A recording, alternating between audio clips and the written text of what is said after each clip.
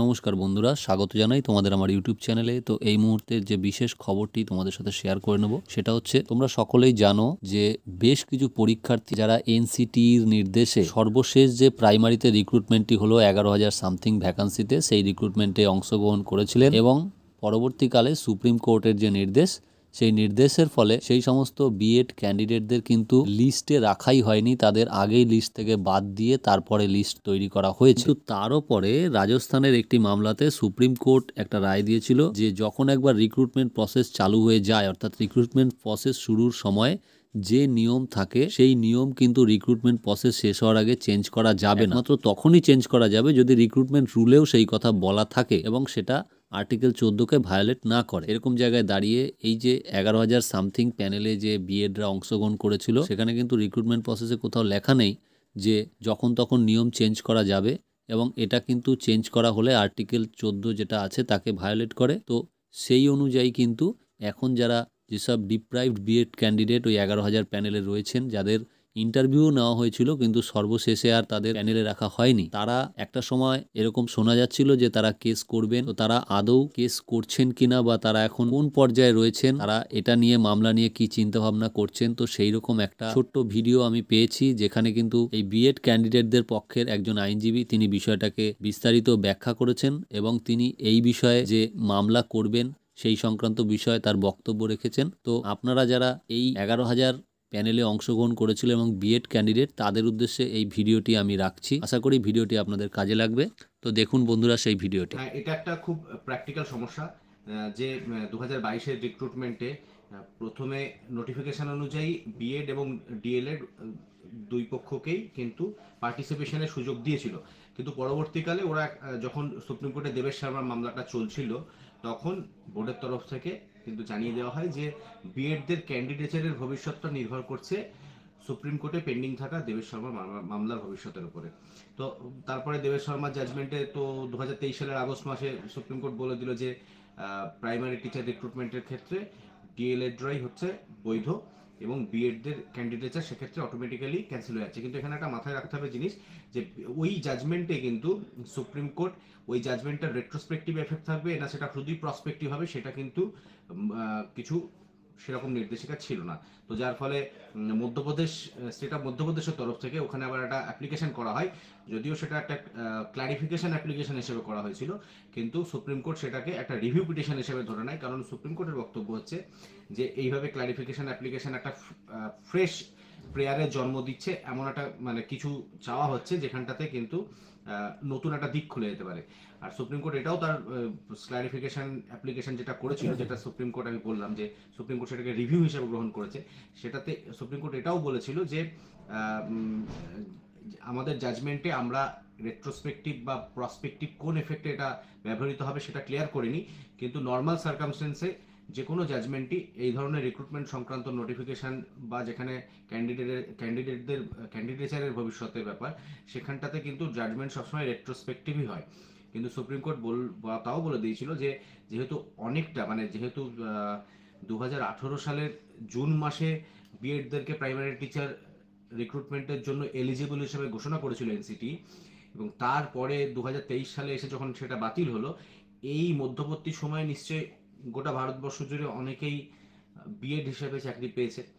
তাহলে যদি এখন সুপ্রিম কোর্ট রেট্রোস্পেক্টিভ এফেক্ট বলে এবং 2018 সাল থেকেই নোটিফিকেশনটাকে পুরো খারিজ বলে ঘোষণা করে, তাহলে তো সবারই চাকরি সংকটে পড়ে যাচ্ছে। তো সেইটার মাথায় রেখেই সুপ্রিম কোর্ট বলেছিল যে ক্লারিফিকেশন অ্যাপ্লিকেশনে, যেটাকে রিভিউ হিসেবে ট্রিট করা হয়েছিল অ্যাকচুয়ালি, সেখানে বলেছিল যে এটাতে কোনো যারা চাকরি অলরেডি করছে তাদের কোনো সমস্যা হবে না, এবং যারা তারা একটা যদি 1 বছরের মধ্যে মানে সেই দিন থেকে 1 বছরের মধ্যে যদি ইয়ে করে নেয়, একটা ব্রিজ কোর্স করে নেয়, তাহলে তাদের কোনো সমস্যা হবে না, এটা একটা বলেছিল। কিন্তু তার পাশাপাশি এটাও বলেছিল যে এটা হচ্ছে আমাদের এখনকার সমস্যা মেনলি, সেখানে বলেছিল যে যারা রিক্রুটমেন্টে পার্টিসিপেশন করেছে বা হয়তো প্যানেলে এসছে কিন্তু অ্যাপয়েন্টমেন্ট পায়নি, তাদের ক্ষেত্রে এটা প্রযোজ্য হবে না। সুতরাং এখানে তাহলে আমরা যারা বিএড ক্যান্ডিডেট তারা মেনে নিল যে হ্যাঁ, তাহলে আমাদের ফেট হচ্ছে এরকমই যে আমরা রিক্রুটমেন্ট নোটিফিকেশন অনুযায়ী পার্টিসিপেট করলাম কিন্তু আমরা আলটিমেটলি প্যানেলে আসতে পারবো না। এবার এই অবধি ঠিক ছিল, সবকিছুই স্থিতিশীল হয়ে গেছিল সেই অর্থে, কিন্তু তারপরে যেহেতু সুপ্রিম কোর্টেরই 5 জাজেস বেঞ্চ, কনস্টিটিউশনাল বেঞ্চ আপনার নভেম্বরের 7 তারিখ সম্ভবত এই জাজমেন্টটা রাজস্থান হাইকোর্টের মামলার ওই যে সিলেকশন প্রসেসটা 2009 সিলেকশন প্রসেস চ্যালেঞ্জ করে যে জাজমেন্টটা 5 জাজেস বেঞ্চ দিল, যেটা আমি প্রথমে বললাম যে খুব প্র্যাকটিক্যাল সমস্যা। কারণ রাজস্থান হাইকোর্টের এই রেফারেন্সের মামলা, রাজস্থান হাইকোর্ট থেকে সুপ্রিম কোর্টে সিভিল অ্যাপিল হয়ে যখন রেফারেন্সে 5 জাজেস বেঞ্চ যখন নিজে বলছে যে একটা রিক্রুটমেন্ট শুরু হচ্ছে রিক্রুটমেন্টে অ্যাডভার্টাইজমেন্ট দিয়ে এবং সেটা শেষ হচ্ছে নিয়োগ কমপ্লিট করার পরে, এর মধ্যে যোগ্যতা মানের কোনো পরিবর্তন করা যাবে না। আবার এটাও বলছে সুপ্রিম কোর্ট যে এতে যদি রিক্রুটমেন্ট রুলস পারমিট করে তাহলে তবেই করা যাবে। আবার সেই যে পরিবর্তনটা করা যাচ্ছে সেটা আর্টিকেল 14 এর সঙ্গে সামঞ্জস্যপূর্ণ হতে হবে। অর্থাৎ কিনা এখানে যদি আমাদের সমস্যার সঙ্গে এই জাজমেন্টটাকে আমরা একসাথে পড়ি তাহলে বোঝা যাচ্ছে যে প্রথম কথা রুলসে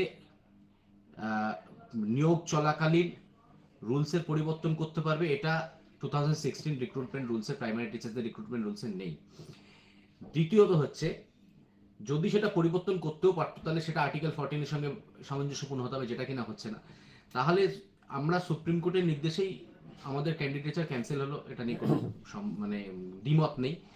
কিন্তু আবার কনস্টিটিউশনাল বেঞ্চ বলছে যে নিয়োগ চলাকালীন নিয়োগ শেষ হওয়া পর্যন্ত যোগ্যতা মানের পরিবর্তন করা যাবে না। তাহলে আমাদের তো যোগ্যতা মান হিসাবেই মানে বিএডটাকে তো ওখানে একটা এলিজিবিলিটি ক্রাইটেরিয়া, মানে আমি বিএড হিসাবেও ট্রেনিংটা বৈধতা পেয়েই তো আমি ওখানে পার্টিসিপেট করেছিলাম। তাহলে সেই রিক্রুটমেন্ট নোটিফিকেশন যখন 2022-এর সেপ্টেম্বরে এলো এবং আমি যখন সাবসিকুয়েন্টলি দেবেশ শর্মা জাজমেন্ট এলো 2023-এর আগস্টে, তো বাই দিস প্যানে তো আমি আমার ক্যান্ডিডেটস জমা করলাম, আমাদের মধ্যে অনেকে ইন্টারভিউ পার্টিসিপেট করলো, তাহলে তারপর তারা বাদ কেন যাবে, এই একটা প্রশ্ন আসতেই পারে। এবার আমরা এটা নিয়ে ভেবেছিলাম কি যে আমরা এটা নিয়ে একটা কোনো যেমনটা এর আগে মধ্যপ্রদেশের তরফ করা হয়েছিল যে ক্লারিফিকেশন অ্যাপ্লিকেশন, কিন্তু এখানে ক্লারিফিকেশন অ্যাপ্লিকেশন সুপ্রিম কোর্ট খুশি হয়নি মোটেও, সেটা অর্ডারটা পড়লেই বোঝা যায়। যাই হোক, আমরা তাহলে যদি রিভিউ করি বা অ্যাপ্লিকেশন ফর অ্যাপ্রোপ্রিয়েট অর্ডার বা একটা কি করব মানে একটা স্পেসিফিক ধারণা তৈরির জন্য যে তাহলে কি বিএড ক্যান্ডিডেটস যারা বাদ গেল তাহলে কি বাদই থেকে যাবে নাকি এই আঙ্গিকে নতুন করে তাদের আসার কোনো জায়গা আছে, এইটা নিয়ে আমরা ভেবেছিলাম এবং আমরা এটা নিয়ে আলোচনা করেছিলাম। তো আমরা যে সুপ্রিম কোর্টেও আলোচনা করেছিলাম, এখন তো জাস্টিস অনিরুদ্ধ বোস যিনি এই মামলার এই ডিভিশন বেঞ্চটাকে লিড করছিলেন তিনি তো রিটায়ার করে গেছেন, জাস্টিস সুধাংশু ধুলিয়া আছেন। এবার আমরা ভেবেছিলাম যে কোনো অ্যাপ্লিকেশন করবো, কিন্তু দেখুন একটা জিনিস মাথায় রাখতে হবে যে অ্যাপ্লিকেশন করলে আমাকে 5 জাজেস বেঞ্চের অর্ডারটাকে টানতে হবে যে এই আঙ্গিকে আপনার জাজমেন্টটাকে আপনি পুনর্বিবেচনা করুন বা বলুন যে আমার পশ্চিমবঙ্গের রিক্রুটমেন্ট নোটিফিকেশনের পরে যেহেতু আপনার জাজমেন্টটা এসছে এবং তারপরে যেহেতু ওরা যোগ্যতার মান পরিবর্তন করে দিল, বিএডকে বাদ করে দিল, তাহলে আমরা কেন বাদ যাব, এইটা একটা ভেবেছিলাম আমরা। কিন্তু তার পরবর্তীতে আমরা সেই পদক্ষেপ থেকে পিছিয়ে আছি। আমরা একটা রিট পিটিশনের মাধ্যমে এটাকে টেস্ট করতে চাইছি। এই প্রশ্ন খুব লেজিটিমেট যে আমার রিক্রুটমেন্ট চলাকালীন নিয়মের পরিবর্তন কেন হলো, মানে সুপ্রিম কোর্ট এটা যেভাবে ব্যাখ্যা করেছে তার কথা হচ্ছে যে খেলা শুরু হয়ে যাওয়ার পরে তুমি খেলার নিয়ম পাল্টাতে পারো না, অনেকটা এরকম, এবং রেফারেন্সও প্রচুর টেনেছে। আমরা এটাকে পরীক্ষা করে দেখতে চাইছি এই জন্য যে প্রথম কথা হচ্ছে প্রশ্ন আসবে স্বাভাবিক যে রিক্রুটমেন্ট তো শেষ হতে চললো, শুধু এইটা 5% বাকি আছে, একদম ঠিক।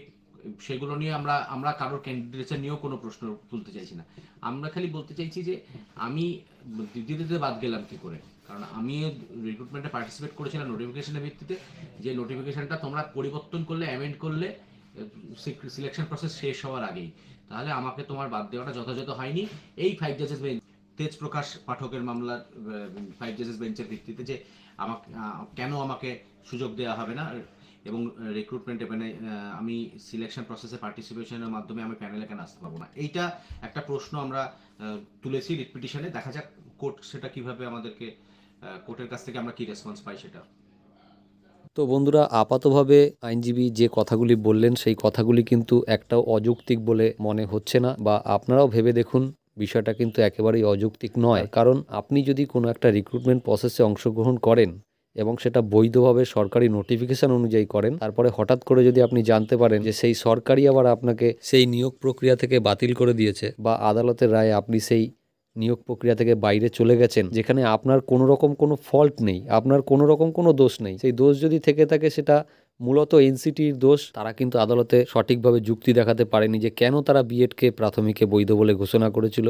তো তার ফল কিন্তু এই ক্যান্ডিডেটদের ভুগতে হচ্ছে, এবং সেই সব ক্যান্ডিডেট যারা কিনা ইন্টারভিউ পর্যন্ত কমপ্লিট করেছে, একদম শেষ পর্যায়ে এসে তাদের নামটা বাদ দিয়ে দেওয়া হলো তাদের কোনো রকম দোষ ছাড়া। তো সেই জায়গাটা কিন্তু একটা সত্যি ভাবার মতো বিষয়, এবং এটা নিয়ে যদি আদালতে কেস হয় তাহলে সেটাকে কিন্তু একেবারে অমূলক বা অযৌক্তিক বলা যায় না, কারণ এক্ষেত্রে নিয়োগ প্রক্রিয়ার মাঝপথেই কিন্তু তাদেরকে নিয়োগের নিয়ম পরিবর্তন করে বাদ দিয়ে দেওয়া হয়েছে। তো বন্ধুরা, দেখা যাক এই বিষয়ে আদালতে মামলা হলে কি হয়, সেই আপডেট তোমাদেরকে নিশ্চয়ই দেবো। তো আপাতত এটুকুই রইল ভিডিওটি, দেখা হচ্ছে আবার পরের ভিডিওতে।